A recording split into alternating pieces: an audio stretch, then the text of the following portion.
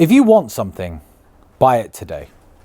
Genuinely, if you want something, buy it today. Everybody plans their life as though they're going to live to 70, 80. A lot of you are wrong about that. A lot of you will die in your 30s and 40s. That's just human nature. I had this discussion with a young friend of mine named Alex a couple years ago when he was talking about buying Bitcoin. He had about $25,000, about one Bitcoin at the time. And he said, Tristan, I've always wanted a BMW and I've always wanted a nice fast car. I don't have it.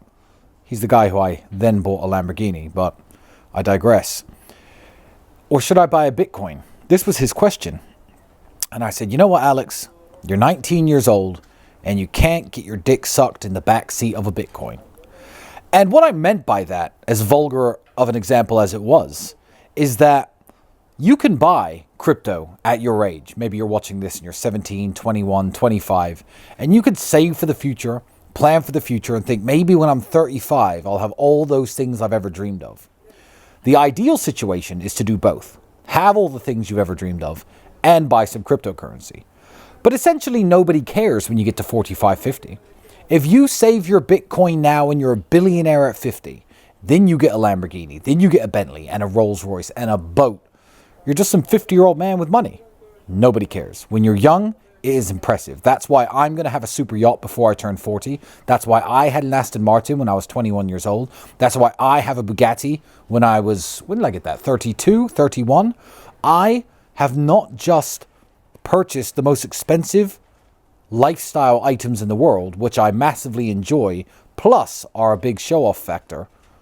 I did it at the right age. I did it at a very young age, and it's always more impressive. If I meet a 50-year-old man and he shakes my hand, he's got a Rolex on his wrist, it's a completely different feeling than when a 20-year-old reaches out his hand to shake my hand and there's a Rolex on his wrist. That 20-year-old, it's not expected of him to have that Rolex, whereas with the 50-year-old it is.